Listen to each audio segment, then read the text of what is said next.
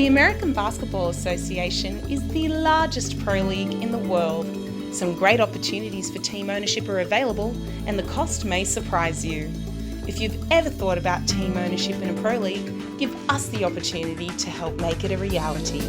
Reach out to us for more info. For USA teams at www.abaliveaction.com. In Australia, go to www.abaleagueaustralia.com.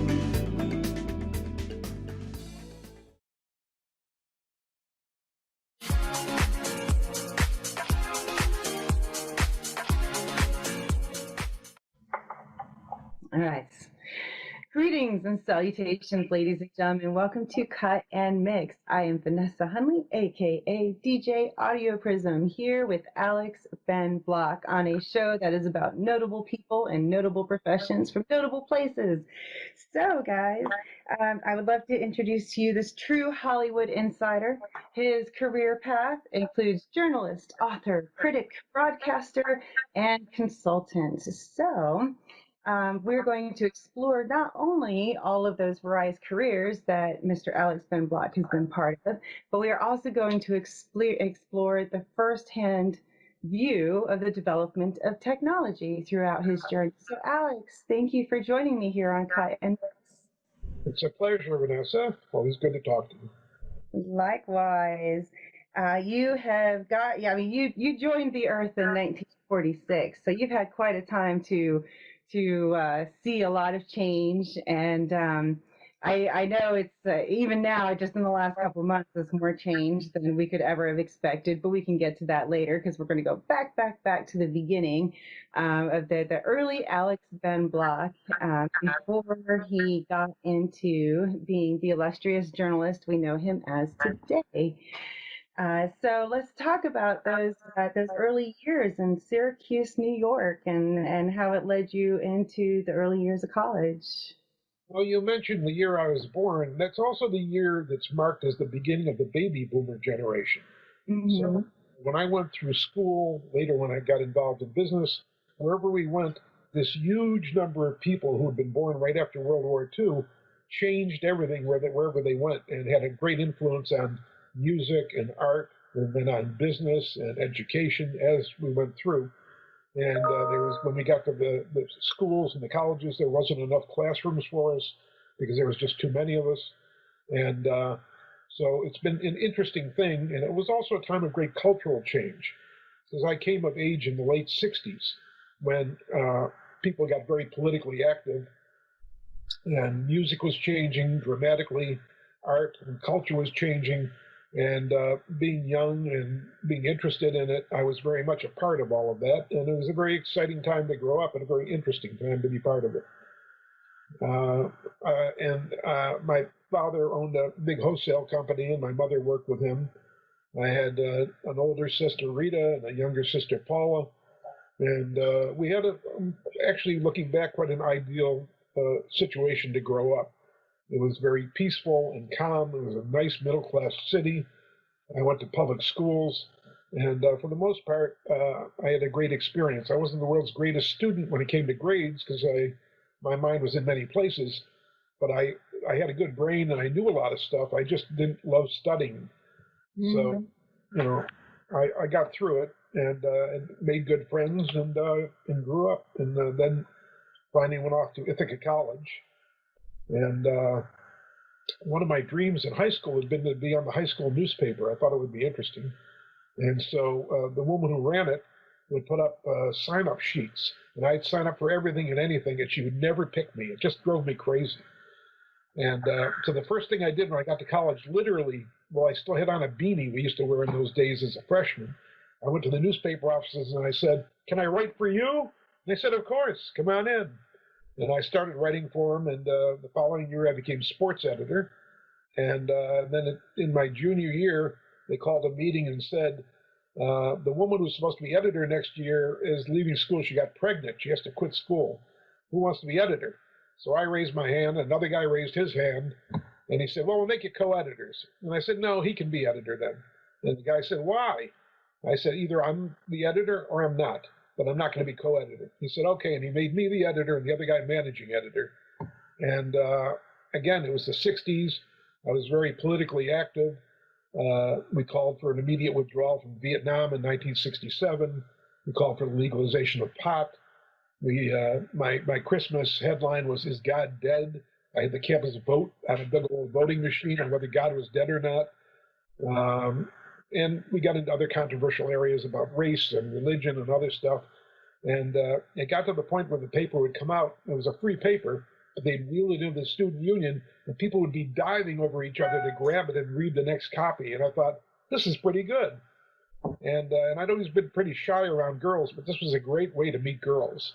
So Yeah, absolutely. it's a career, and it's a social life. So give a quick vision of what that looked like for the school paper, producing it and putting it together. How did you type it up and put it together, and who printed it? I mean, was it something you did on all of it on campus? Well, the technology has changed rather dramatically. When I first started, it was still what they call a hot type printing process, which means we would write the copy, and then we'd go to a print shop where they would literally have a big vat of hot boiling lead, and they would type it, and the lead would drop and create slugs with a letter on it. And then those slugs were all stuck together in a tray and put in with screws, and then that went on the press, and it printed each copy off that. And that's how it printed in those days. Later on, a few years later, cold type came in, where we laid out cold type, and then they would take a photo of it, and then the photo would actually become go on the press, and they printed off what was a negative in essence. So I got to see the evolution of the technology as we went along, and it was very cumbersome at first, and little by little it got more simple, and it started making journalism more accessible by being more simple to do. Mm-hmm. Yeah. Technology has that way of opening it up so that it is more accessible, like you said. Although, sometimes that can be a two-edged sword depending on how much integrity that journalist has, of course. I can also argue that today it's too accessible because people get up in their pajamas early in the morning and write stuff, and a lot of it is not true or is crazy, and it's something they can reach a worldwide audience with whatever is in their head that morning. There's kind of not a central standard or filter, I guess, that really keeps a lot of that from seeping out. Well, yeah, I mean, I actually, at the LA Press Club a couple of years ago, I gave a speech when all of this was starting to happen. And I said that the standards of the major publications and broadcasters was different, and that they had to stand by what they wrote or said, and that they had lawyers who vetted it, they had editors who edited it, whereas some guy who gets up and just writes whatever he wants is just throwing it out there. And I did my whole thing, and at the end of it, as I was leaving the dinner that day at the press club, a guy came up to me who was a prominent blogger, and he looked at me, and he was all red in the face, and he said, "Bloggers are journalists too." And he walked. Well, we'll definitely dive back into that a little bit later in the timeline, because that's something I think we're running into a lot, is that, we're a world of opinion versus facts and a lot of spheres at this point. But going back into, okay, so you're at the school paper, and so that's kind of, you said you didn't originally go to school for journalism. You actually went for business. I was a business major, and I also became vice president of the student government. I was very active in that, and editor of the paper. And then after I finished being editor, the last months I became columnist for the paper as well. And so I got to do lots of stuff, and it was a great experience. And so I came out of school, and I knew I wanted to pursue journalism. I actually got my first job at a radio station, being a disc jockey and doing news and doing other stuff for these people. And I knew I wanted to do more than that. And at that time, I was eligible for the draft, but I was checked, and I was 1Y, which meant that they wouldn't call me unless nuclear war was declared. So I was free to do what I wanted. So I applied to publications, all the major publications, from Time magazine to Forbes magazine to others, and Forbes offered me a job. And the editor of Forbes said, "You're young, I don't know what to do with you, but I like you, so show up in January and you got a job." And I showed up on a blustering, snowy day in January in New York City, And I said, where's the guy who hired me? And he said, oh, he went to Mexico on vacation for 6 weeks. This other guy's in charge. So I went and asked him, what should I do? And the guy said, look, I don't know who you are. I don't know why you're here. I got a piece of paper with your name on it. I'm busy. Get out of my office. Go do something. So I wandered the halls and I found an empty cubicle and I started going to editorial meetings and I started offering ideas. And I'd written 3 or 4 stories by the time the other guy came back and he said, you're a reporter. And I became the youngest reporter in the history of Forbes magazine. And so how long did you stay with them for that first job? I was there about 2 years, and then I realized that living in New York and going through my identity crisis and trying to figure out who I was and what I wanted to be, that I wanted to do more. So they were very nice to me at Forbes, and they understood, and they gave me my vacation pay and so forth, and I cashed in every penny I ever begged, borrowed, or stolen in my bar mitzvah money, and I went to Europe till the money ran out. I lived in a major country in Western Europe. I spent the winter on an island in Greece called Rhodes in a beautiful little village called Lindos. I fell in with one lady from North Carolina, and we became friends with a fellow from California, and the 3 of us became a little traveling family. And we explored the world everywhere from Portugal to Turkey, from Scandinavia to North Africa. I just saw the world. It was an incredible experience. And, a lot of Americans don't travel, and now it's become so difficult. And when you talk to them and you say, what's interesting, they don't care about the rest of the world. They care more about, what happened in high school than they do about, what's going on in France or England or Germany. So it gave me a frame of reference not everybody had. And it's been very useful to me ever since. And I have memories and knowledge and context that's been very helpful to me throughout my career and my life. And seeing that, we do things a certain way in America, but they actually do things different ways in other parts of the world, whether it's eating or living or the way they think or their laws or their society. There's a lot of different ways to do it. Architecture is different. Everything is different. And in America, we're very insular. We think we have everything, but we don't. There's a lot of other ways to think. And when I was at Forbes magazine, the editor I had, Jim Michaels, was a great man, and he had cut his teeth as a wire reporter in India in the time of Gandhi. And he brought a Eastern philosophical point of view to Western business journalism. And he taught me a lot. And I always remembered what he said, because he didn't just look at what was going on. He looked at the larger context of what was going on. He saw patterns and things that other people didn't see. And I've tried to follow that example throughout my life and career, to not just hear and see what's in front of me, but to put it in the context of the larger picture of society, what's going on and where it might go. And it surprised my editors through the years, and people I worked with, they thought, how can you know that?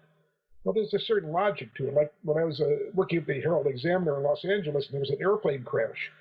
And I thought, well, what's got to happen? Well, we're going to get a list of who died. There's going to be a cleanup. There's going to be an FAA inspection. There's going to be a report. And I made a list of 20 different things that had to happen from that moment. And so by thinking that, I, in a sense, was able to think into the future and send reporters out and prepared in a way that otherwise I would not have known, all by simply thinking through what is the bigger picture. And looking at the worldwide aspect, yeah, I do agree with you that Americans don't travel enough. It's really easy to have a narrow frame of reference if that's the only reference you have. I have a lot of international friends, and when I was in my teens, I was lucky enough to go to France for like about 10 days on one of the school exchange trips, and that forever altered the way that I approach things, because it was just so much bigger. But still, to be in a society and be like, they're so much like us, but they're so different too. They're with the culture. And so you bounced around Europe, and eventually you ran out of money and you had to come back to the States. Did you land back in New York? Well, I flew back and immediately went back to Syracuse, where I lived. And my girlfriend at the time went back to Washington, where she lived. And when I got to Syracuse, I went through, a lot of figuring out what am I going to do next. And my father wanted me to take over his business, but I didn't want to do that. And so I began looking for other possibilities. And that led me to everything that followed. Okay, so from there, let's see, you came back to New York, and then you went. Right, I moved to New York and began freelancing, and I wrote for New York Magazine, and It was during that period also I got an assignment from a now obscure and long lost publication called Crawdaddy. And I was a freelance writer, so as a freelancer, anything anybody wanted me to do at those days, I was ready to do.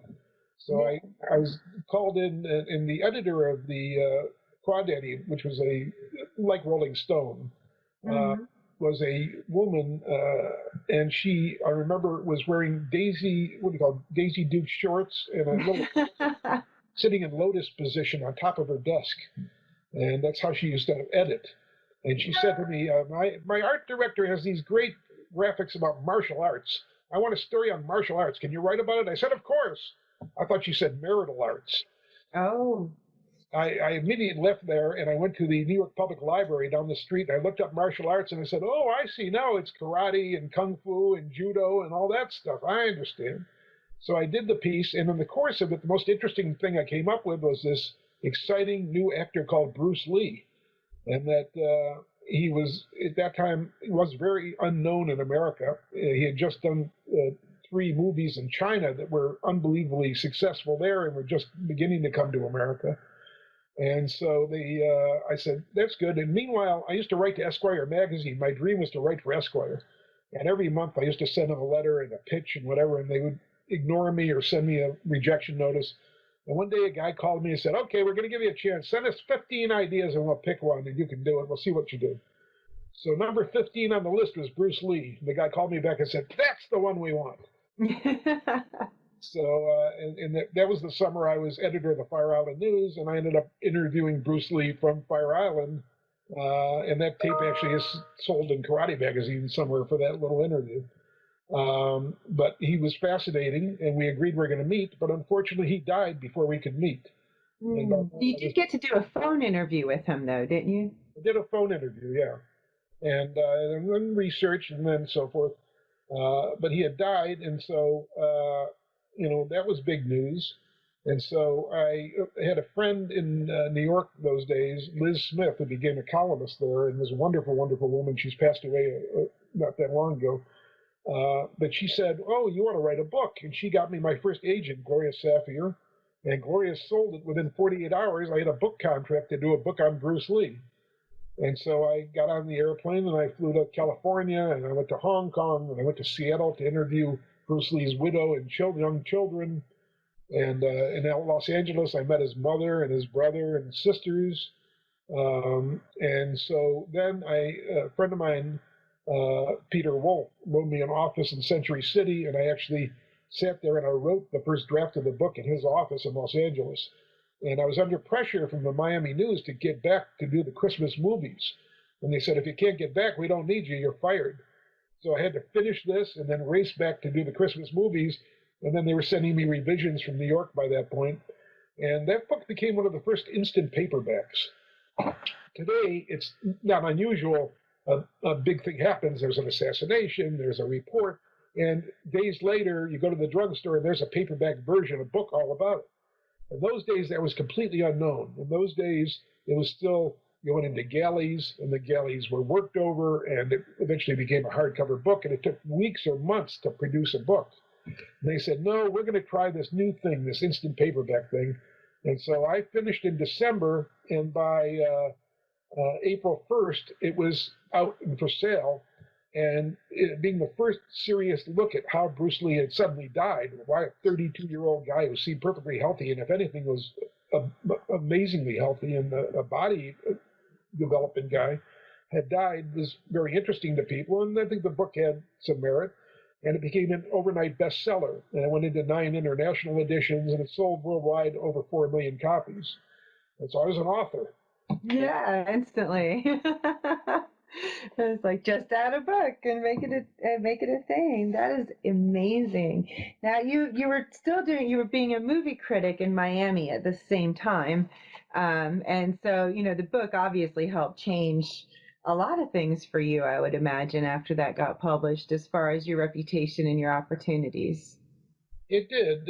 I did several national press tours where I went out and promoted the book, and I met a lot of people, and it was very interesting. And I got some offers to do some other books, other things. So I actually quit the Miami News and got married and bought a house in Miami and spent a year freelancing. And during the end of that year, I realized I needed to get another job. And so I answered an ad, a blind ad in Editor and Publisher magazine. It said, "Great newspaper needs great people." So I said, "I'm great, here." And I got a call from the guy. He said, "I'm the managing editor of the Detroit News, and my son and I loved your Bruce Lee book, and I'm very familiar with you, and I want to hire you. And what I do is I match up good people with good jobs as they're available, and right now I need a featured sports columnist." I said, "The only problem is I hate sports. I don't." He said, "Perfect, just what I want. Somebody who will not be a fan, who will write about the business of sports, the medicine, the psychology, all the aspects of sports." And then he offered me what at that time seemed like a very good salary, far more than I'd been making in Miami. And they offered to move me there and guaranteed me travel budget to go all the big sporting events in the world. And I thought, this is interesting. Mm-hmm. So I spoke to my wife, who was an actress from New York. We're moving to Detroit. And she said, "Where's that?" I said, "That's flyover country." But we moved there anyway. And what I found was I could be a sports writer. I did it. It was interesting. But when you do what I do, you have to become that person. You live it. You talk about it, think about it. Everywhere you go, people ask you about it. You're invited on talk shows to talk about it, on TV to comment on it.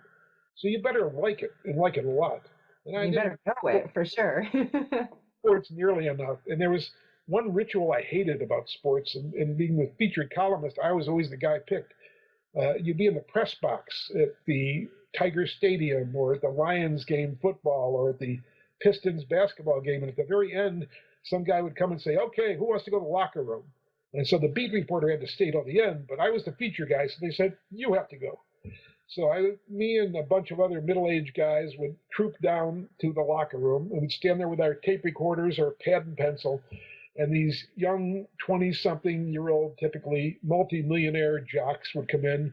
They'd strip off their clothes. They'd start snapping towels at each other, wisecracking, and all the sports writers would know exactly who we wanted: the guy who hit the home run, the guy who made the basket, the guy who threw the pass, the guy who scored the touchdown. There's always one guy, and we'd all crowd around that guy. And here he is in his jockey shorts now, messing with his friends and answering some questions. And then at some point, he scratches himself a few times, and he says, "I gotta go to the shower now." And he walks to the shower, and all these middle-aged guys follow him to the shower, trying to get one more question out of him. And I thought, this is degrading. Life is too short to do this. And I thought, this is not what I want to do. And so the opportunity came up to move from sports to the entertainment area within the Detroit News, so I took it. And for the next year or two, I actually had an editor who was a great guy. We did wonderful work. And then they changed all the editors, and that guy didn't like me. So I ended up going into the news department and working in news, winning some awards, doing well, but then I knew I didn't really want to be in Detroit anymore, and I always wanted to live in Los Angeles. And so through friends of mine I knew from Forbes, I got the opportunity to join the Los Angeles Herald-Examiner at a time it was going through a renaissance and had new leadership under the great Jim Bellows, one of the greatest editors in the history of newspapers. And I came and joined this team and became assistant city editor.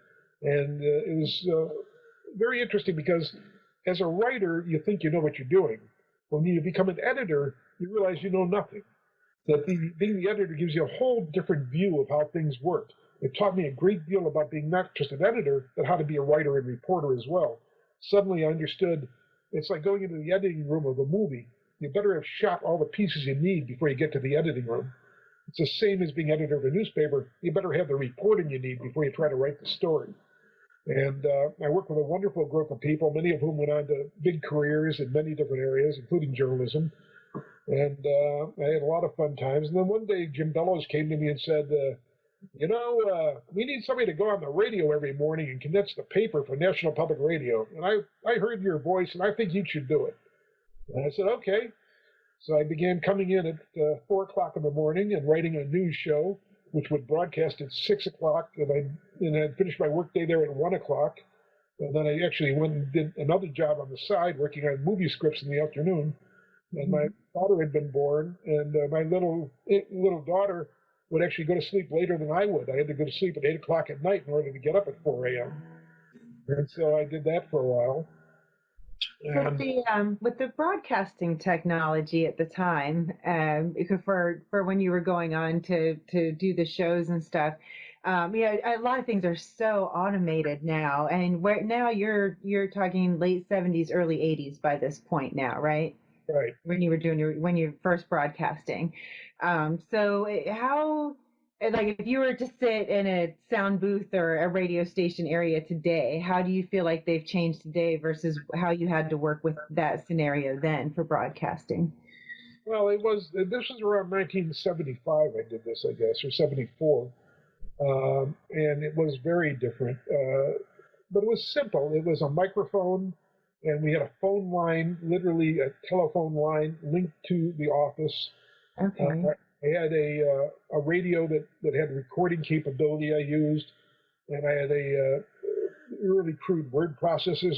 Processors were just coming in, and I was still running over to a wire machine to rip off copy and see what it said early in the morning, and collecting all the news and putting it together. So you didn't have the level of automation you have now, or the sophistication, and even communicating with each other. Fax machines only came in the early 80s, and that was tremendous change technology.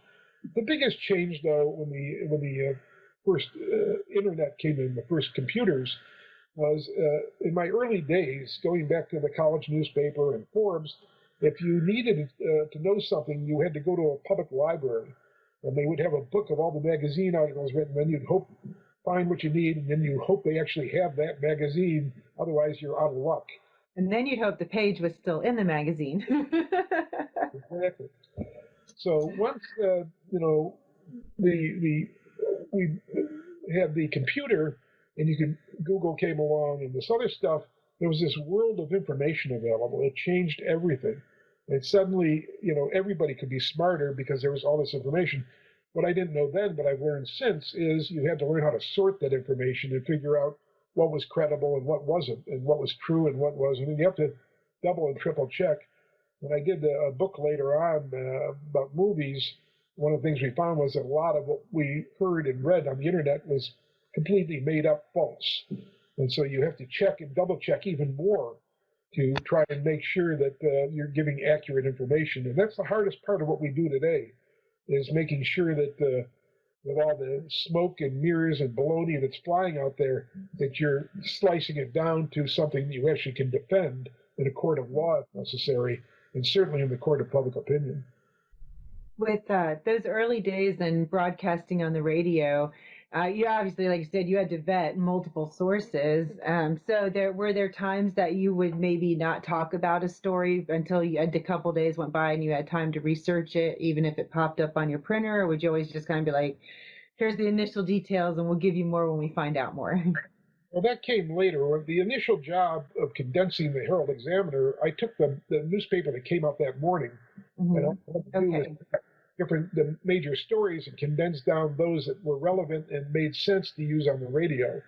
Okay. And it was really a condensation of the newspaper, so the research was different. It was more a research, the newspaper, and a writing job, and then a broadcasting job.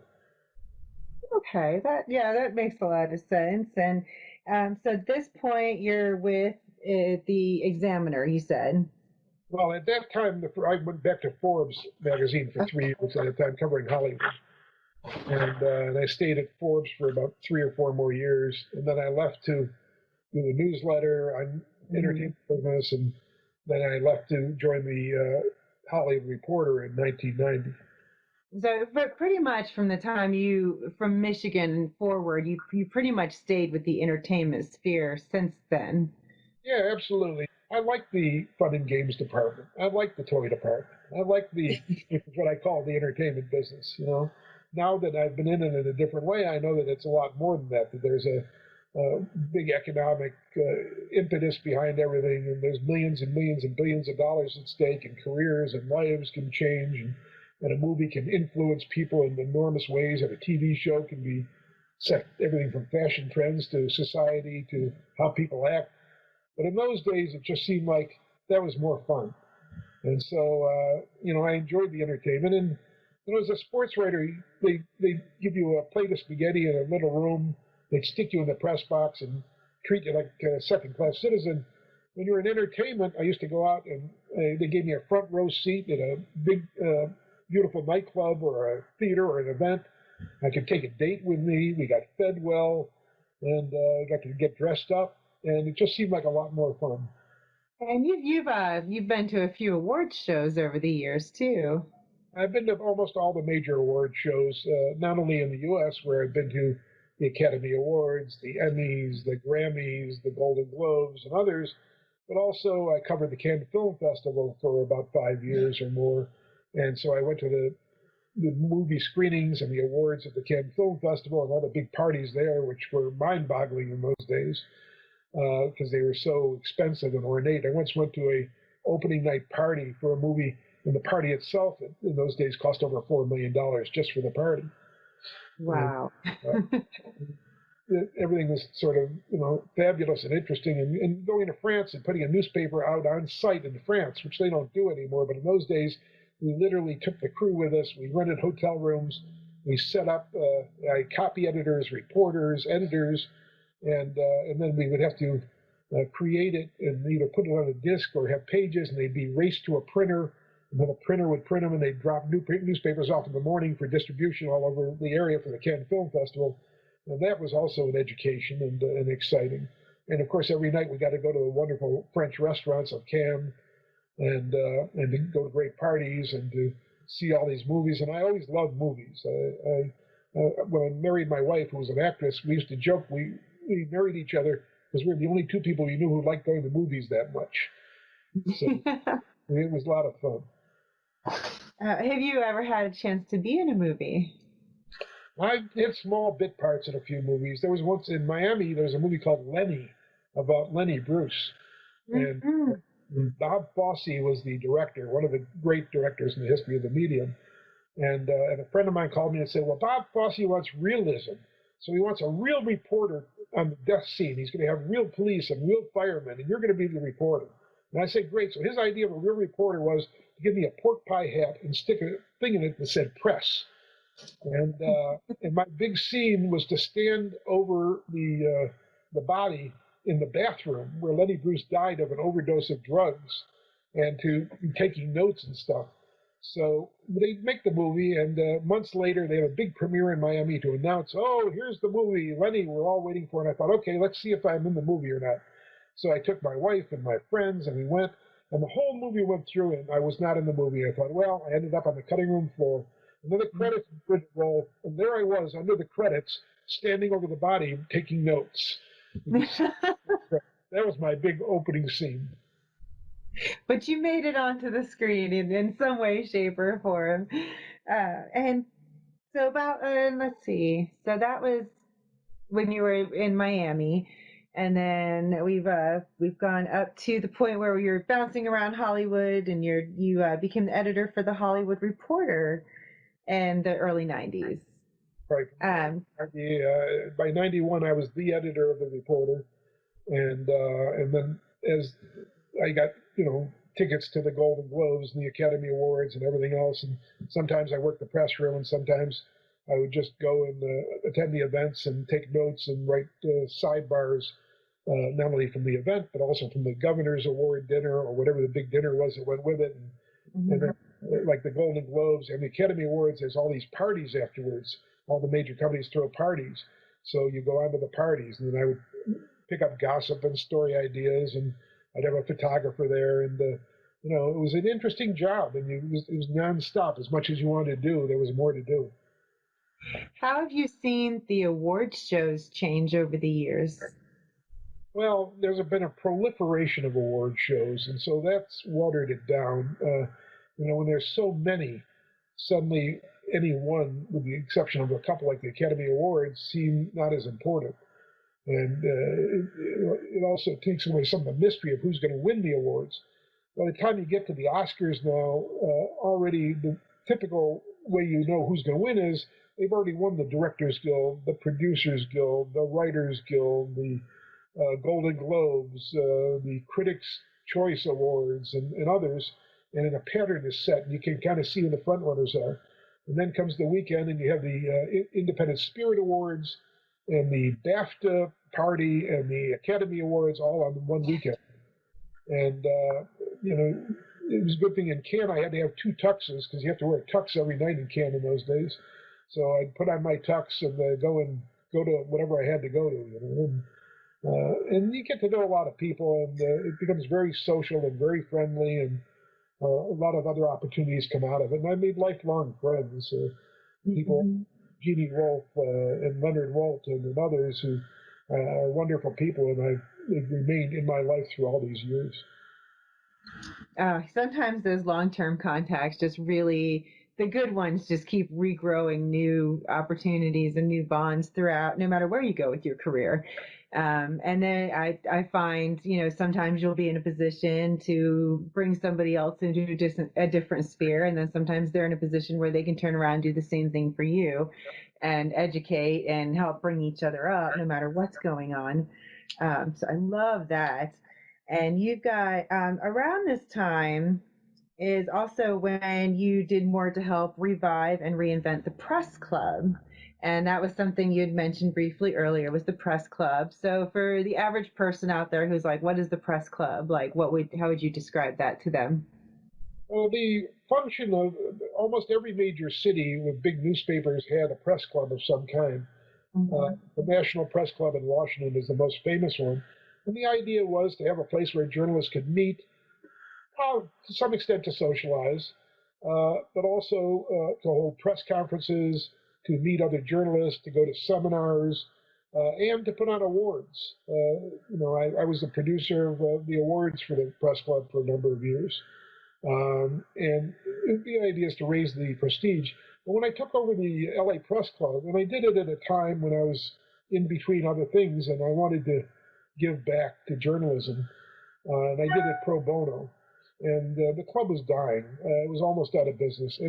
Years before, they'd have their own headquarters, and when TV cameras were big, heavy things, we used to have a TV camera there, and they would come and do the press conference in front of the TV camera. But technology had changed. Cameras had become lightweight and portable, and the directors and producers wanted to have all the different vistas that are available, all the different backgrounds.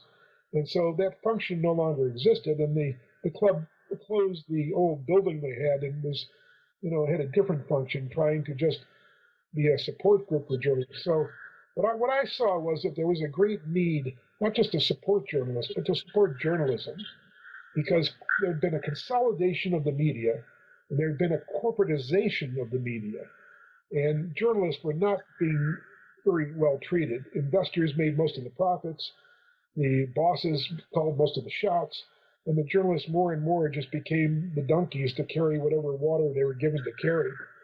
And so I felt that journalism was an honorable profession, and so I began to fight for the idea that somebody has to stand up for the individual journalist.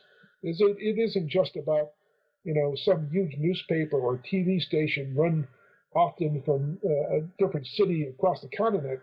These people also did a very valuable job, and that should be rewarded, and that should be understood, and that should be honored.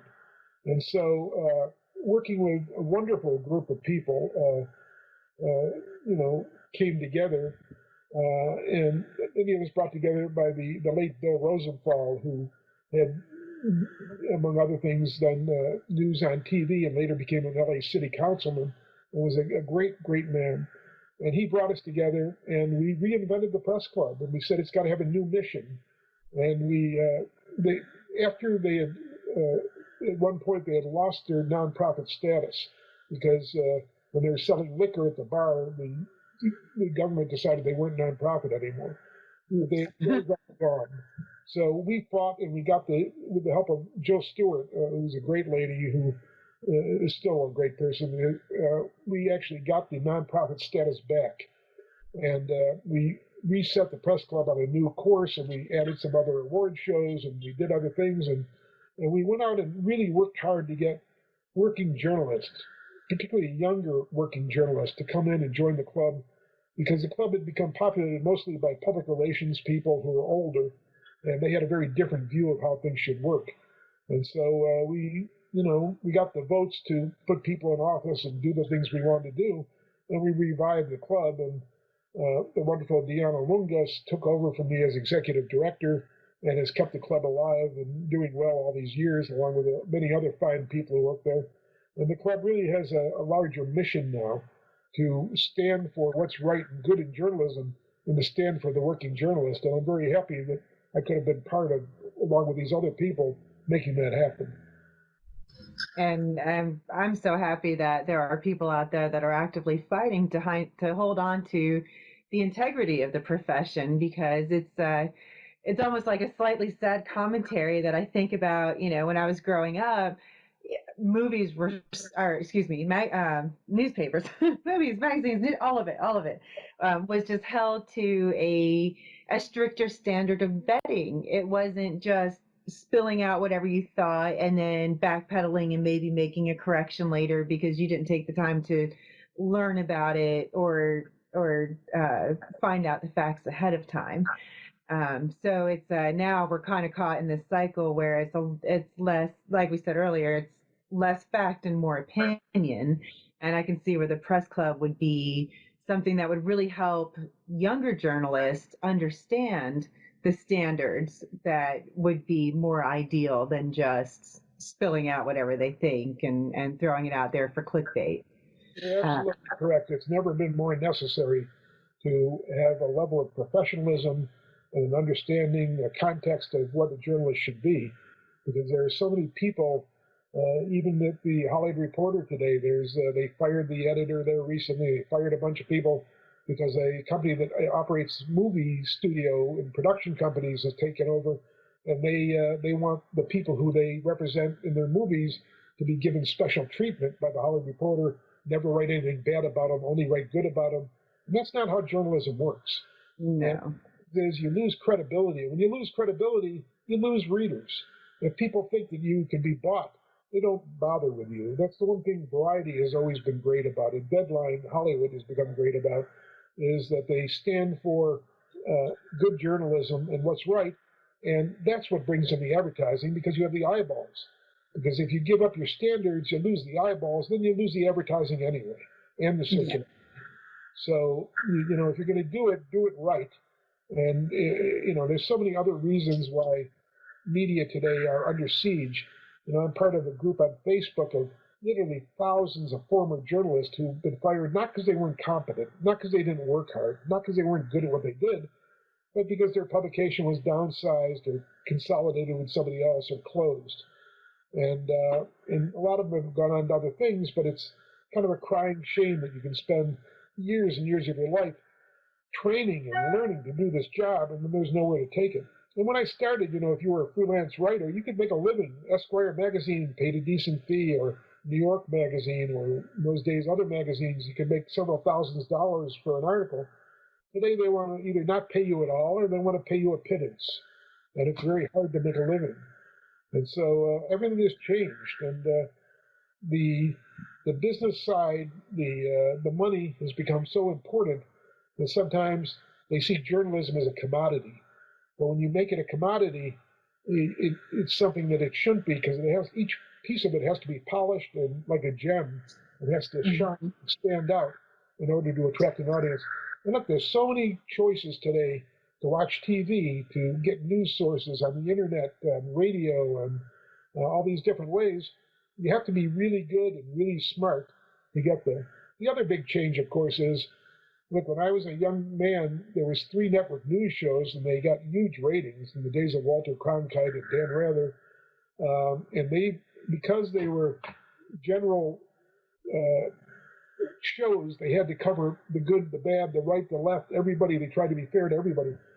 Today, they don't do that anymore. Today, most of the networks on the internet, and even many on cable TV, are very oriented. They are for Republicans, for Democrats, for rich people, for working people.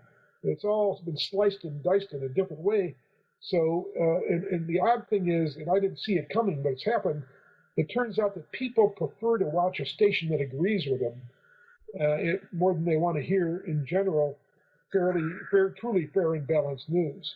And so if you're a right-winger, you watch Fox News. And if you're a liberal, you might watch MSNBC. And the same on radio. There's all these different, radios dominated by conservatives, but there's some liberals as well. And it's just changed the whole way we get it. And it requires people to be much more conscious and aware of what they're reading and hearing and where they're getting it from, and understand that there is a bias to a lot of this. And they do intend to have a point of view. And at Forbes, they used to say to me when I worked there, they said, we're not going to tell you how to do this, but we are going to tell you when you sit down to write, we want you to write with a point of view. The point of view is always more interesting than he said, she said. That's boring. So decide what's right and write from that point of view. And that's literally become what's happened with the media today. Everybody has a point of view, and they mix opinion and facts, or these days, what the Trump administration would call alternative facts. And as a consumer of news and information, you need to be more aware than ever. But you also can find your comfort zone of where you want to be by going to those who agree with you. Yes. And, staying comfortable means that change doesn't happen, and unfortunately we can custom make our own news experience now. And you really have to reach out for multiple sources so that you can even get a partially complete picture these days. And you really I try to stick with things like, NPR or sometimes even news from overseas, because it's not put through the partisan filters of Democrat or Republican or even independent. It's just like, hey, look at these people in America and what they're doing. And I'm like, thank you for just putting the facts, because they're not emotionally invested as much as we are, except for looking at us going, what's wrong with these people? Sometimes. So after you were part of the press club, you got help get that rejuvenated. And then you got a job at Television Week.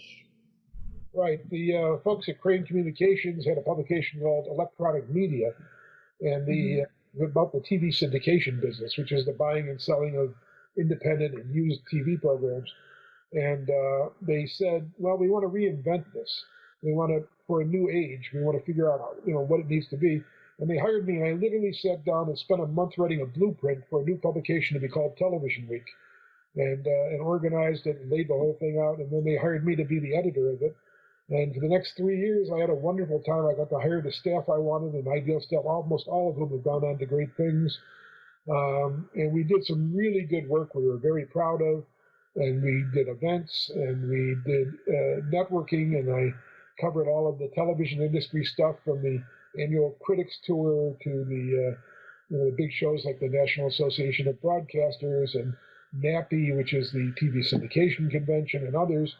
And it got into that whole world, and it was very interesting. But the folks at Crane and I reached a point where we were kind of diverging. I wanted to do literally hard journalism, good features, great reporting, and they kind of wanted to do what they wanted to do, which was not exactly what I was doing, and so we parted company. I understand that. But this was I'm still following it kind of mentally, but this would have been not too long after the internet became widely accessible, we'll say, when it stopped being, your AOL disk for 10 hours and started being something you pay for by the month and have, unlimited hours per se, depending on your plan, I guess. How did you guys find yourselves incorporating the internet into your strategies much at that point, or was it something that was just kind of there and you focused mostly on the development of the physical entity? Well, the internet happened in phases, and it wasn't so much the physical entity as the distribution that was the first thing that changed. When the Hollywood Reporter, when I was there, if he wanted to get a copy of the paper to Paris on a timely basis, it had to take it to an airport, put it in an airplane, wait for it to be flown to Paris, picked up at an airport, driven to a distributor. It was days by the time it got to the people we wanted, and by then the news seemed old. So suddenly the internet, we could put out an electronic edition, and the Hollywood Reporter was the first trade in Hollywood to do a digital edition. Variety quickly followed, and others, but we were the first ones to do it. Suddenly we could press a button, and at the same time that our people in Los Angeles were getting the news, people in Paris were getting it, people in Tokyo were getting it. So it changed the whole game. Distribution was the big change. Then in the late 1990s, there was this internet bubble, which you may have heard about, where a lot of people came in, a lot of things were tried. I actually worked for a company called eStar. We were going to do internet profiles and news, and we covered stuff, and we got credentialed to the award shows. And the problem was the internet bubble burst. The guy I was working for ran out of money, and the company shut down. But because part of the problem was we could do the work, but there wasn't enough people with computers yet. There wasn't enough audience to support it economically. And that all changed after 2000. There was the big internet bubble, the stock market collapsed. But by 2004, 2005, and beyond, the internet as we know it, with the web browsers, with the ability, Google and all of the Amazon, all of that came in those years right after that, or became more prominent. And so it changed everything at that point. And so the ability to deliver news, and then the ability to gather news too, to use the computer to find out what people in London were thinking, or it wasn't just a phone call. Now you could actually talk as we're talking right now. And so technology changed rapidly after that. And by well into the 2000s, in that first decade between 2000 and 2010, what we know is the modern internet arrived, and it changed journalism and life as we know it. Now, growing up, and reading through various publications and everything, it's always been interesting to me because I was a huge fan of every supermarket rag you could think of growing up. So Globe, Star, I grew up in Florida, so unfortunately I didn't have like the Hollywood Reporter or anything to access. But when you're looking at entertainment journalism now, versus entertainment journalism per se back then, it seemed like there was more of a filter about what sometimes people would write about celebrity. Like you often hear stories like after, some big stars die, like all these stories start coming out and people are like, oh yeah, everybody knew about that, just nobody talked about it. And now, especially over the last 20 years with the internet, it seems like it's harder and harder for people to hide things or to finesse their reputation, if you will. And so I'm just curious as how you've seen entertainment journalists reacting to kind of that peeling back of the cover on the Hollywood mystique, and how you've seen celebrities reacting to that same exposure, I guess is a good way. Well, just as in politics, when John Kennedy was president, most of the people covering him knew that he was having affairs with various women on the side. They never wrote about it. Today, they'd write about it in a heartbeat. Today, it would be in a gossip column, and it would be front page news. And today, it'd be a book in 3 months. And, entertainment history, back in the era of Billy Wilkerson started the Hollywood Reporter, I would say they were on the take, but let's just say they were very friendly to advertisers and news sources, and they would protect people. And in those days, if Errol Flynn was arrested for whatever, they had a publicist at MGM who would call up not just the Hollywood Reporter, but the Herald Examiner or the LA Times, and they would get the story buried. It would never appear, and they would do favors for him in different ways, and not money so much as, I'll get you another story, or I'll make sure you're invited to certain things, or I'll take care of you in other ways. And it was you get the exclusive wedding pictures or whatever, yeah. All kind of backroom, smoke-filled backroom kind of nonsense. But when the internet came along, that all changed, because suddenly when you had a printing press and you had to buy ink, and you had a building, and you had to hire journalists, and you had to have lawyers, it's a very expensive process. But when you're one guy who gets up in his pajamas and sits at a computer and types a bunch of stuff and then puts it out, it's not expensive. And suddenly you're looking, all you're interested in is, how do I get eyeballs? How do I get people to pay attention? And the way to get people to pay attention was to come up with the scandal of the week. Well, it turns out that I saw, this married actor, famous actor, at a restaurant with his mistress, and they were canoodling, as they call it. That's the first word that jumped into mind, was canoodling. It's like you see that word all the time in the Hollywood publications. So, suddenly it changed, and all the rules changed. And the studios who had a studio system, and they used to have contract players. All that ended, and everybody became a freelancer, and stars got individual publicists, personal publicists. And so the negotiations changed. The reason what they were looking for changed. But suddenly there was all kinds of news out there, some true, some not true, some sensational, some boring, but it was stuff that had never come out before. And it was all because of the technology and the consolidation of the industry and the change in the way that we distribute and consume our news and information and culture. Well, we have seen a lot of changes for future people who are watching this. We are currently in the middle of the corona pandemic, the COVID-19, and then Alex Ben Block is in California, and I am in Georgia. So we're both in states that have been highly impacted by it, and it means we're not going out that much right now. So there aren't any award shows. There's no movies being filmed that I know of. Nothing major. I know. Most of our filming in Georgia has been shut down. Everybody's wearing masks. What to say? Are you pulling out a mask? My new secret remedy. Oops. This is our existence. Mine's in the other room, or I'd go get it. This is how, when you go out, we used to think if you saw somebody like this, they were a bank robber. Now we go out, it looks like this. So. Either. Oh, it's so interesting to see how fast things have turned on a dime. I mean, we've seen just in the last couple months, we've seen major release movies released directly to streaming channels. Have you heard much inside conversation about that? Oh yeah, there's a lot of. I've actually written about it too for Los Angeles Magazine. The idea of movie theaters as they exist has changed greatly, obviously. The days when, the year I was born, a record number of people went to the movies because there was no television. And there was radio, but there wasn't all this other media. So today, obviously, people have a lot of different choices. And so the way that movie exhibitors, those are the people who own the theaters, they're called exhibitors, the way they operate is that they set up windows, meaning that first the movie goes to the theater and plays for at least 3 months. In the old days, it used to be even longer than that, but it's down to about 2 or 3 months now. And then after that, then it goes to pay-per-view and home video, and eventually onto cable TV, and eventually on syndicated TV on local stations, and on through all these windows. But the existence of the theater pretty much, and there's a lot of consolidation in the movie theater business too. There's a handful of giants like AMC and Regal who dominate now. And they won't play a movie unless you agree to their windowing.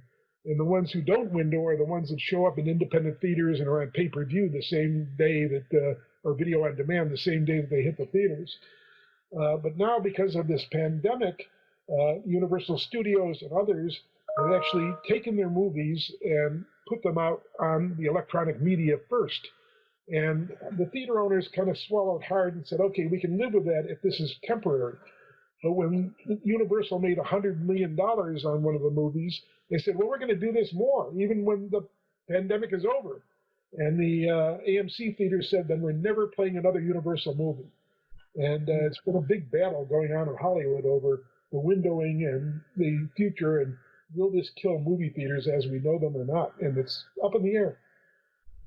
The interesting trend I've seen is movie theaters are closing, but drive-ins are actually opening back up. We have one drive-in that never closed here called the Starlight Drive-In, but we actually have another theater that was an internal theater, but they actually worked it out with the shopping complex that they're part of, where they actually have a big part of the parking lot now that has turned into a drive-in theater, and they actually broadcast the movies on like the big side of the building so that people can still go. So that might be an interesting trend that we'll see, is that maybe it'll actually bring back the drive-in.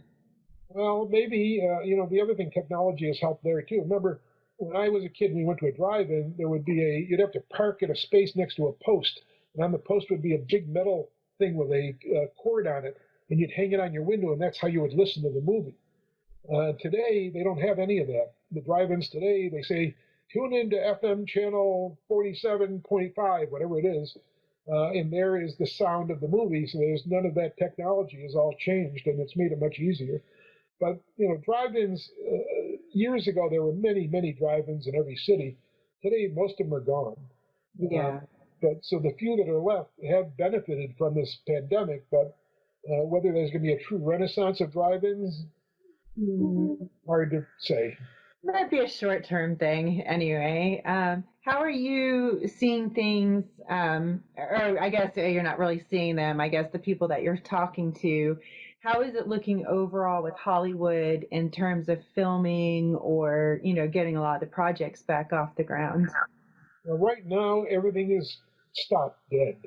There is no filming going on, although they're now talking about ways to start it up, but it's going to be much more expensive because of all the health concerns and the way they're going to have to separate people and do stuff, and it's going to change everything. So there's no new production. When you look at the schedules of the TV networks this fall, either they're running reruns of old shows, or in some cases they're buying shows that appeared elsewhere but weren't very much seen. Or if you look at the schedule announced by the Fox network, it's all reality shows. It's all game shows and reality shows. None of it is the kind of scripted shows that require you to go into a sound stage with the lights and the audience and all that, because they just can't do it right now. So it's dramatically changing the whole TV industry and the whole content business. And until this pandemic is over, for the most part, production is shut down worldwide on almost everything. The sheer logistics of bringing people in from multiple locations, and not just the actors, but all the support. I think a lot of people don't realize that people that work on movie sets do tend to kind of move around a lot because you go where the projects are, unless you're lucky enough to have, a home base where that keeps you busy. So yeah, obviously travel stunted, and we're not going to get back to that quite as soon as we wish we would.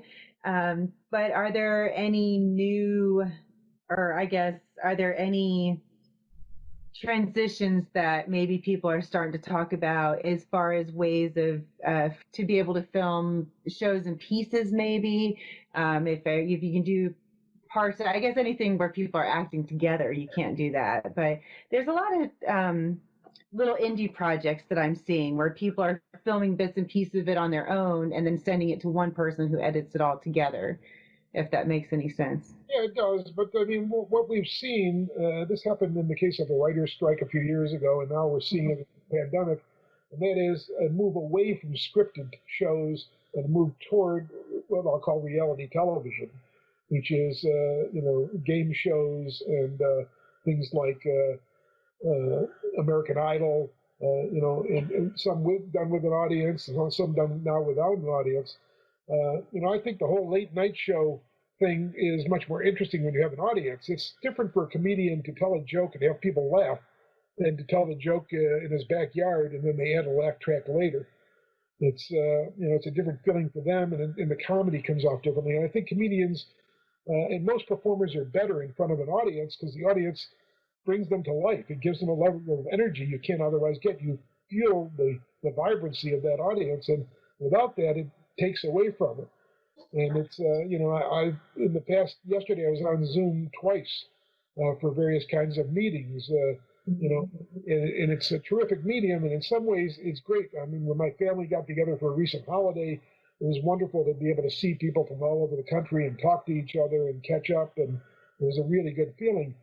But it's not the same when it's more of a business thing, and you feel somewhat isolated, and you're sitting there in your little house waiting to go on. And technology works pretty good, but it doesn't always work. And so I look forward to the day when we can, as human beings, once again gather. And it bothers me greatly that the pandemic has also had the effect of making us very wary of each other.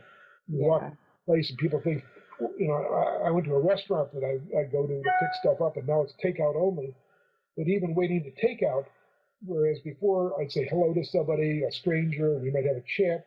Now everybody is like, oh, I can't talk to you. Stay 6 feet away. Breathe on me. Yeah, we've definitely found ourselves in some different areas. And some authoritarian figures in our government have seen this as an opportunity to be even more authoritarian, to use police powers and social powers to isolate us and make us more vulnerable to whatever point of view they have. and less likely to gather together and have an independent point of view. And it kind of scares me. I think our democracy is literally on the line in terms of where we're headed. I think this election in November is certainly the most important election of my lifetime in terms of what this country is going to be and where it's going to go and what we want to be. And are we here for each other and to be human beings? Or are we here to support business and commerce to make sure everybody has a job, even if it costs lives? And this is a difficult choice for a lot of people. It's not for me, because I'm definitely in favor of human beings, and I don't think any job or business is worth a life. But obviously other people don't agree, and we're going to have to face that, and this election is going to decide which direction we head in for many years to come. Well, it's really shown us who is necessary for society to function, for sure. And it has also shown us how, horribly underpaid they are. I think one of my favorite arguments I've heard in the last couple of days is somebody was going on and on about the people that were on unemployment. They're like, well, they're making more on unemployment than they were working for me, and now they don't want to come back to work. And I'm like, well, maybe you weren't paying them enough to begin with. Wages have been kind of stagnant for a while in a lot of fields, while corporations are making money hand over fist. And now we've got, doctors and nurses getting laid off. It's kind of like how when you said, journalism for profit taints the journalism. It's like healthcare for profit can taint the outcome of the healthcare results, because if it's not worth it to a country to save people, or to a company to save people. Qualify. Journalism for profit is a good thing. Oh, yes. Journalism should make a profit. Yes. That means it's self-sufficient and it can be truly independent. Right. The problem is when the people who control the money get confused about what we're doing and want their point of view, their opinion, and their friends treated differently than everybody else. Right. And then and viewers, when you watch TV and you see something you don't like, you don't say, "Oh, I don't like this." Instead, you go click, and you're on to the next thing. And so the same is with publications. If the reader or the audience gets the idea that you can be bought and paid for, and that what they're reading may be tainted by that, click, they're gone. And there are places to go. There's a lot of other choices. And so it's bad for journalism to get sucked into this world where it's all about the money. But it's also necessary to have the money in order to have your independence. So we walk a fine line, and right now, that line is like a rug being pulled out from under us, and it's a very scary time. It's you can almost see how some people just turn to the clickbait model just because sometimes it seems like it's the only way to make money, versus being an actual honest journalist. I know I wanted to touch on your books just a little bit more, because one of your books, since we're talking about television and the movie industry, you wrote Outfoxed, the inside story of America's fourth television network. Now, you wrote this book back in 1990, so we've seen a lot happen at Fox since then. But let's talk a little bit about that book and what inspired you to write it. Well, I was at Television Week just before that, and I went to NAPI, a convention. It was in New Orleans, and I ran into a brilliant executive named Barry Diller, who at the time was running 20th Century Fox, and he's gone on to do many other things. And Diller is a challenging guy. He's very, very brilliant. He's very powerful in his personality. He's very self-assured. Somebody once used the analogy. They said, Barry Diller is like a big bonfire in the Arctic. If you get too close, you get burned. But if you get too far away, you'll freeze to death. So he can be a scary guy. And if you try to talk to him and it was something that he wasn't interested in, or if he thought you didn't know what you're talking about, or worst of all, if he thought you were blowing smoke, telling him baloney in order to try and impress him, he would literally shut you down, and you would know that he dismissed you. So, but he and I talked, and we just had great conversation. And this was at the very beginning. He and Rupert Murdoch were just starting the idea that would become the Fox network. None of the shows had gone on yet. And at the time, I was working with an agent in New York and looking for a good book idea. And so I went to Diller and I said, I want to write this book. He said, well, what kind of book? I said, it's a business book about the growth of this business and the development of there was no fourth network. It was Variety had run a story with a headline saying there's no need for a fourth network. It will never succeed. And just so anybody that isn't totally familiar with the major broadcast network at the time, we're talking about ABC, NBC, and CBS were the three big ones, and then Fox came up as like the fourth. And ABC had only been around really since NBC and CBS started in the late 40s, and it was only in the early 60s that ABC became a fully distributed network. And so those three dominated for years, and so now this new world was coming on, and Diller and Murdoch in particular, but with others, decided that they wanted to launch this network. And something that Diller had tried to do when he was at Paramount and not succeeded, and he found in Murdoch the perfect partner, a guy who was an international newspaper and TV magnate, and was very interested in doing things in America that would be breakthrough and would establish his voice in America, which has gone on and is both a good and bad thing, but that's another conversation. Mm-hmm. So anyway, I went to Diller and he said, okay, if it's a business book, he said, but you can't write about my personal life. He's very secretive about his personal life, and especially his sexual orientation. He said, if it's a business book, that's okay, but if it's not, then we have a problem. I said, it'll be a business book. And so he let me be a fly on the wall for the first couple of years of the development and birth of the Fox network. I was allowed to go to staff meetings, wander the halls and talk to executives, hang out at tapings. I covered when Joan Rivers became the first TV show there. I was at the press conference and wrote up about that, and later became a chapter in the book. And so it was fascinating. And Diller was very candid with me, but he would always say to me, well, I'll give you an hour on Tuesday at 4 o'clock. I'd say, well, I need to talk about your background, about your early life and stuff. Can we do this like over dinner or on the weekend? No, 4 o'clock Tuesday, you have 1 hour. So I'd show up at the studio and he'd be so busy and so many things, and the phone is ringing and stuff is buzzing and people are calling him. And I'd say to him, well, tell me about when you were a kid. He'd go, you want to talk about that? I'm in the middle of a crisis. I said, I need to do this. But eventually we got through it, and he was very good with me. And I talked to a lot of other people there. And like all things, some of them turned out to be great people. Some are still my lifelong friends. I talked to Garth Van Seer, who was a top executive there just the other day. I think the world of him. And then there are other people there who are jerks and who treated me badly and wouldn't cooperate. And even if I had the stuff, wouldn't fact check with me. So, you work your way through it.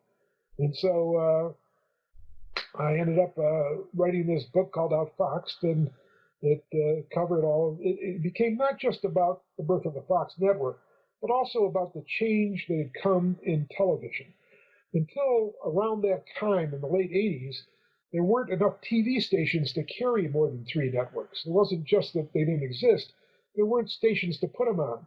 And at that point, almost all TV was VHF. Today we have UHF and VHF. In those days, I remember when Fox first tried to buy the rights to the National Football League, the owner of the Cleveland Browns, who was head of the TV committee for the NFL, said, we're not going to put it on the Fox. I'll never put it on a coat hanger network. And by that he meant in Cleveland, where he lived, Fox was carried by a UHF station, meaning above channel 14. And on his TV, what most people did was they couldn't get UHF. They didn't have a separate antenna. The antenna was for VHF. So they'd stick a coat hanger in the back in the slot, and they'd open the wire up, and that would become the way that they'd get a UHF station. And they'd have to move the hanger around to get the signal to come in right. And so a lot of the early Fox stations were UHF stations, and they were seen as not equivalent to a VHF station. So what I was writing about was the FCC had added a lot of new television stations, and so suddenly there was a platform of independent stations to carry a 4th network. And in the 80s also is when we saw the beginning of cable television came in, and so all of this was changing, and it was a different world. And so I was able to capture not just what they did, but where they fit in the context of broadcasting and of culture and of media, and how what they did was different. And initially, Barry Diller's goal was to do a network aimed at younger people. advertisers by then already were saying mostly what we want are like 18 to 49-year-old people because they're the most big consumers. That's what advertisers want. And whereas CBS was getting tons of older people and NBC as well. And so initially the whole reason to exist was to aim at that. And so they were willing to do shows that were more cutting edge, more like Married with Children still plays endlessly as one of their first successful shows. Originally, it was the working title for it at Fox was Not the Cosby Show. The Cosby Show was the ultimate at that time. God knows Bill Cosby later changed, in our opinion. But in those days, he was the family guy, and he was doing the family show, whereas Married with Children was the sort of anti-family show. And it was funny, and it was smart. And initially, the production company, Columbia, that owned it, which is now part of Sony, said, well, we don't want to do it at Fox because nobody will see it, so the rerun rights later won't be as valuable. And they talked them into it. And then as it turned out, the rerun rights were more valuable because nobody had seen it. Or not as many people had seen it. So things change. Oh, very much so. Married with Children was actually one of my favorite shows growing up because it was just so not anything we'd really seen on TV. Everything, most family shows leading up until the 80s were very wholesome and very, life lessons and after school special. Between Married with Children and Roseanne, we actually had two shows during the 80s that were really kind of an in-your-face example of not Leave It to Beaver. So you had Outfoxed, and then you also were a co-editor for Blockbusting, The Business of Filmmaking, a decade-by-decade survey. So you really went deep on the movies for this one. Right. After I left Television Week, I was contacted by some people at George Lucas Films, and they said that they had been working on a project for 5 years at that point. To do a almanac, kind of a history of blockbuster movies and a history of the movie business first 100 years. And they had hired 2 or 3 editors before me, and they weren't happy with the work, and they'd thrown it all away, and they were starting again. And would I be interested? So I jumped into it, working with a terrific woman there who was my co-editor, and we hired 20-something people who went out and did reporting for us. And this was one of those times I learned that you can't just go on the internet and think that anything they wrote about Gone with the Wind is going to be true. It turns out people have crazy fantasies about what happened on that set and how it got made, and you have to sort out the truth from what was real.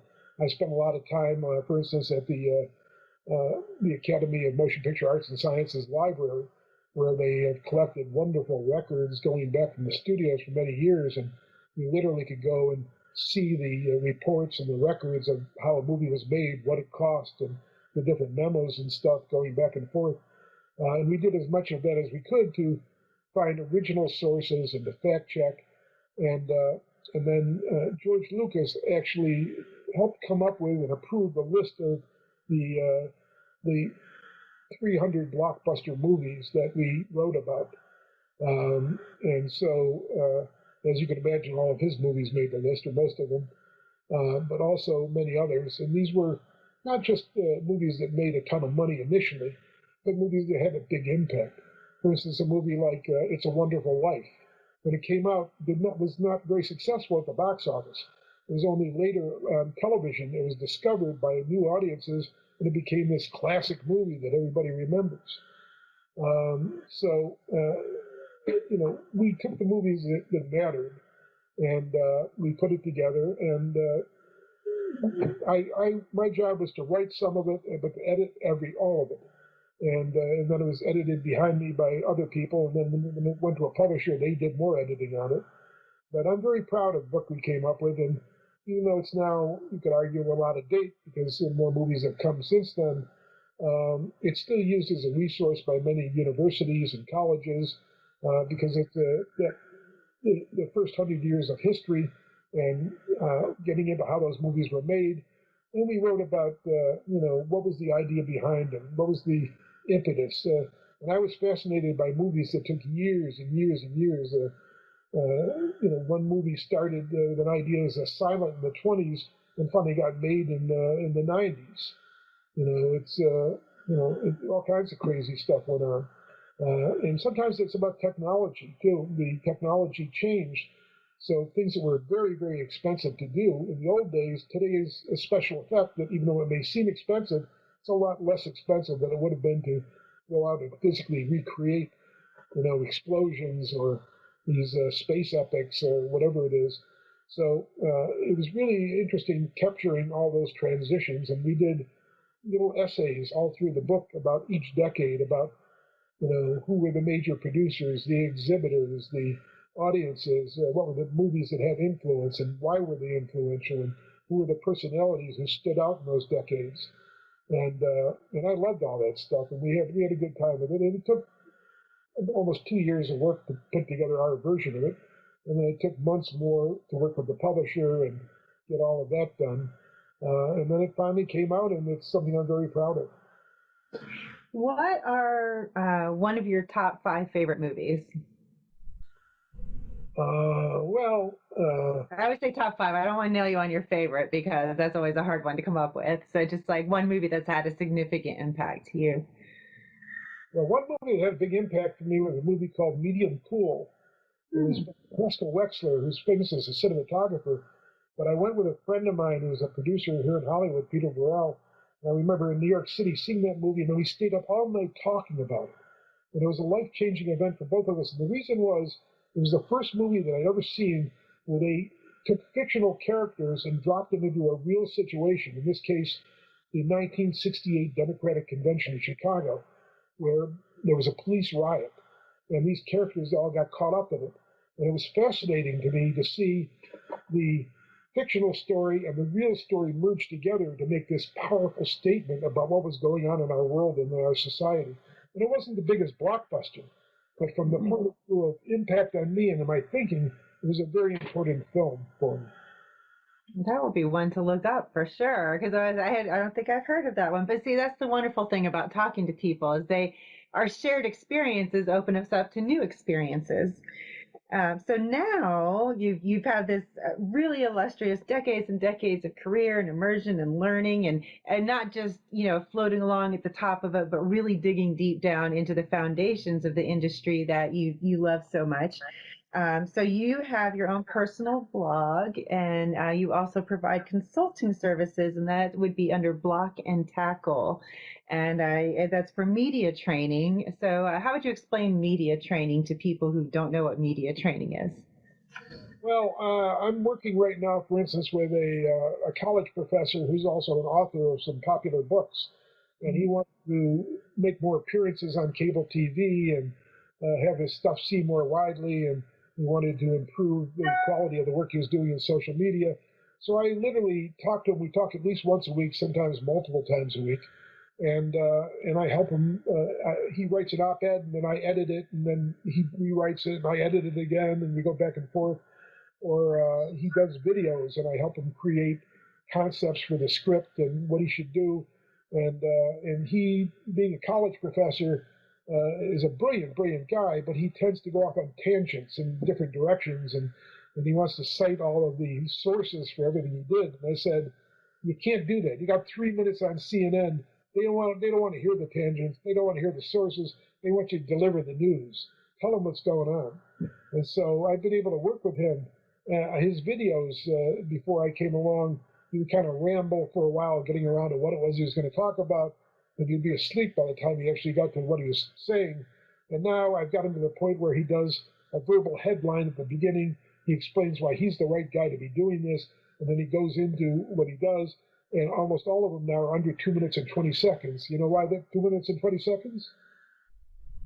Because that's how long you can run a video on Twitter without having to link to it. You can just go up to 2 minutes and 20 seconds, and there it is. So that's the goal on most of these videos. And to do 2 minutes and 20 seconds means you got to have one clear thought with a beginning, middle, and an end. It isn't about a lot of stuff, but makes a very important point and sets it up, explains it, and then finishes strong by telling you why it matters. And so I've been able to work with him and help him, and I'm talking to other people, and I'm looking for other clients who I can help understand how to use the media I found over the years when I was a reporter, I'd go to a convention and I would see some executive of a big company in the field, and he or one of his people would say, "Uh-oh, look out, the media's here," and like they were scared of it. And afterwards, I realized almost always those were the people who most wanted to be in the media, but least understood it, and that's why it scared them. So I work with some of those people to help them understand what it is the media is trying to do. And a lot of people think, well, I have news, and so you should want my news, and I'll send you a press release, and you should print my press release. And when you're the news organization, whether it's TV, radio, whatever it is, print, that's you're interested in what is going to work for me, what helps me, what's going to make my readers and listeners and viewers interested, what's going to make them loyal and come back again and again. How do I do that? I'm not interested in printing your press release. I'm not going to put all that baloney in there and your canned quote. Oh, I'm thrilled that I'm now working with so and so. As soon as I see the word thrilled, my eyes glaze over. And so I'm able to work with them and say, this is what these news organizations want. And when they put you on CNN, they're not looking for you to do 20 minutes on the history of the world. They want 2 or 3 minutes, and they want it clear, to the point, said in a somewhat dramatic fashion, factually correct, and then they want you to deliver it in a way that is easy for people to understand, even when it's a complex idea. And so, a lot of these people are very brilliant, but they don't have that training to understand what it is they need to do. And once you tell them, most of them figure it out pretty quickly, and they get better and better. And they get more exposure, and they're able to sell more things, and they get more op-eds picked up by major media. And so they're very happy, and I'm very happy, and I'm glad to help them, and I'm glad to get paid. Yeah, of course, because that's part of the reason you build the knowledge and sell the service, is so that you can continue to help other people and help yourself at the same time. Well, it's a world where the kind of freelancing I used to do is no longer available, and where the media often, there was some job I saw offered recently, and I thought, well, that's a perfect job for me. I could do that in my sleep. That's great. And I looked, and I got to the bottom, and they said, and the annual compensation will be between $43,000 and $47,000 a year. And I thought, I live in Encino, California, in Los Angeles. I can't live on that. Even if I wanted to, even if I'm willing to starve, I couldn't live on that. Yeah. It's an impossible situation. So, everything has changed, and you have to find ways to change with it so that both your social and career model, but also your economic model, continue to be viable in this society. Yeah, I do see a lot of us in the entertainment business changing our business models. I mean, some people are trying to hold on to the old ones. Some people are just giving up entirely. Some people, like myself, I'm sitting there going, well, how can I change this so that it's something that's still a viable existence? And obviously for actors, it's not as easy, but... You're a wonderful example of how to do it, because you are using the new media in new ways. And, yes.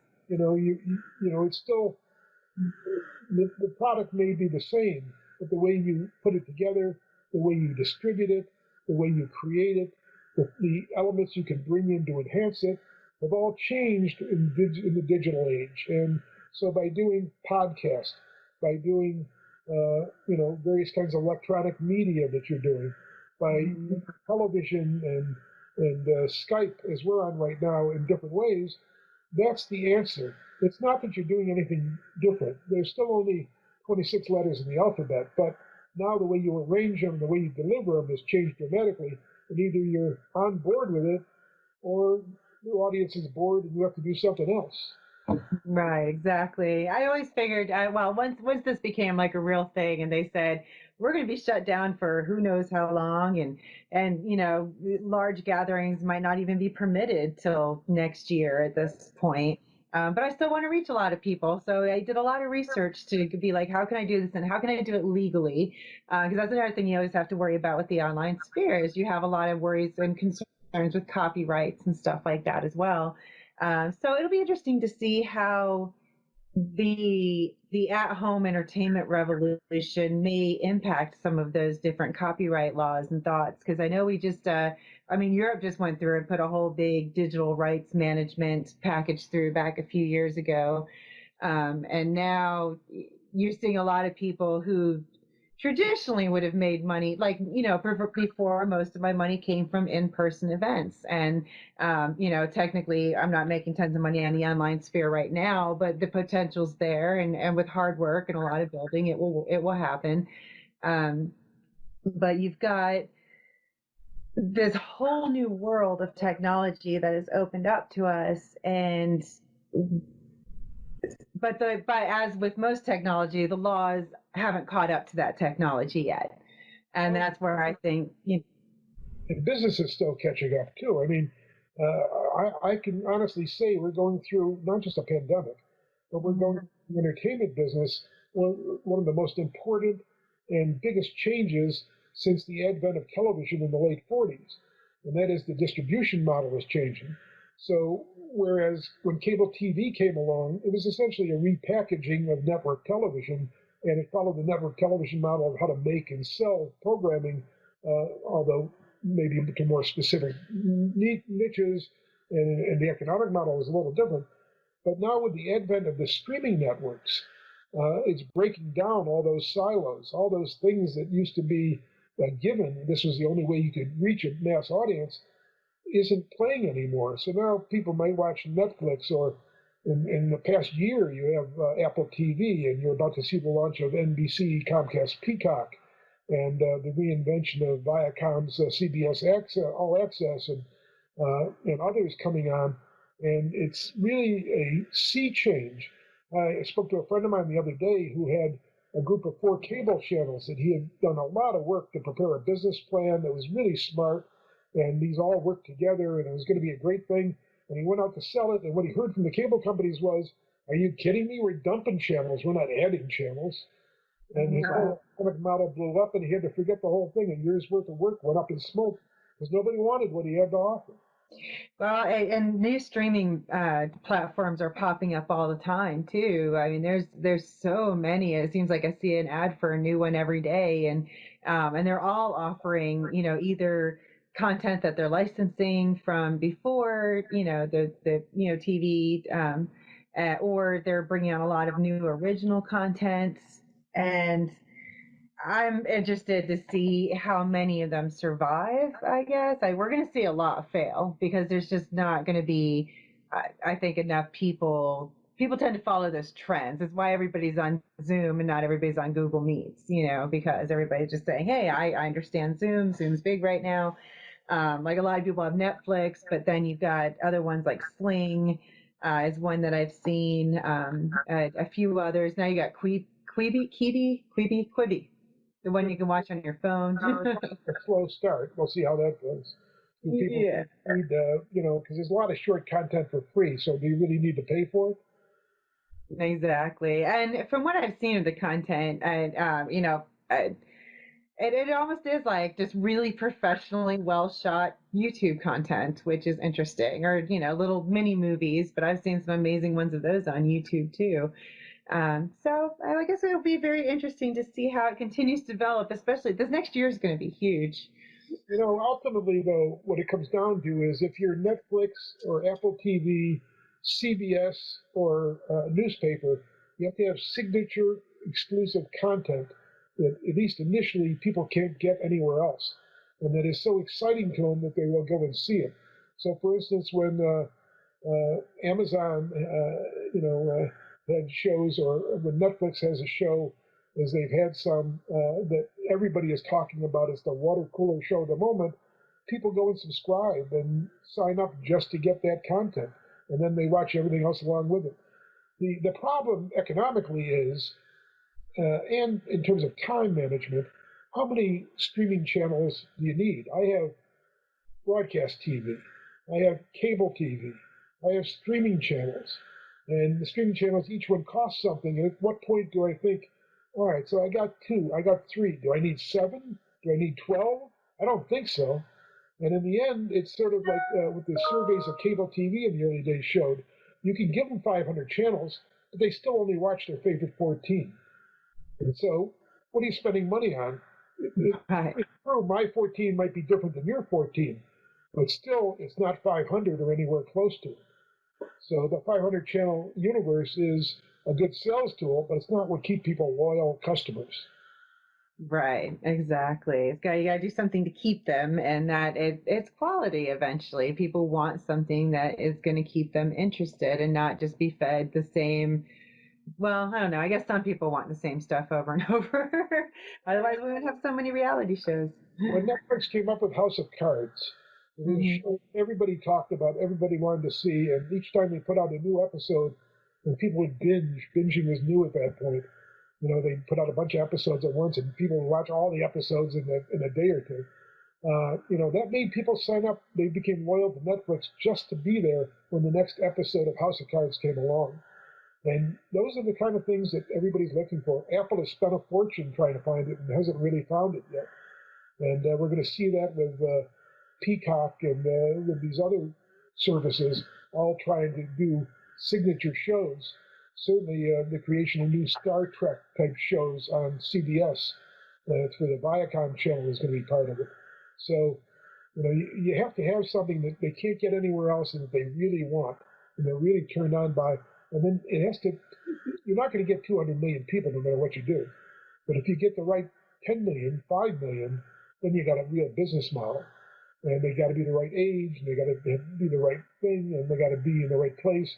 And so the technology is changing, but it's changing the way that they consume media as well. And we talked about news and all this, so different kinds of news for different points of view. There's also now different kinds of entertainment for different points of view. So if you want sexy stuff, there's a channel for that. If you want family stuff, there's a channel for that. If you want kids stuff, there's a channel for that. If you want sports stuff, there's a channel for that. And that's the trend, and that's not going to change. Well, I want to say thank you so much for joining me again today. I feel like I've taken up probably enough of your time at this point. And I know that I could keep talking forever, so I am absolutely going to not keep you. But I want, everybody out there, we have Alex Ben Block. Now, of course, you can hire him personally to help you navigate the crazy media training waters, and that's by visiting www.blockandtackle.biz, people. Now AND, so it's block AND tackle. Yeah.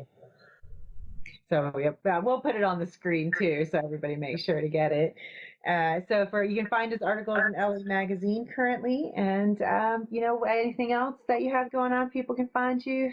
Well, I'm working on a book project, a documentary project, and all this stuff, but it's too early to talk about it. But the point is to stay healthy, stay alive, stay vital, have your brain working, and just keep doing the things that make you happy and feel good, and that's what I'm trying to do. And I have a wonderful 2-year-old granddaughter who fills my heart every day with happiness and joy and love.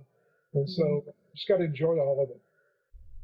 Well, I am glad that you have that little extra bit of joy in your life because, especially at that age, they're just, they're wonderful. She looks like a little Shirley Temple, and she's just so smart and has a sense of humor already. And it's just fun to be with her. And she calls me Pa. And whatever she wants, I drop everything else and I do what she wants. She says, Pa, come with me, I go.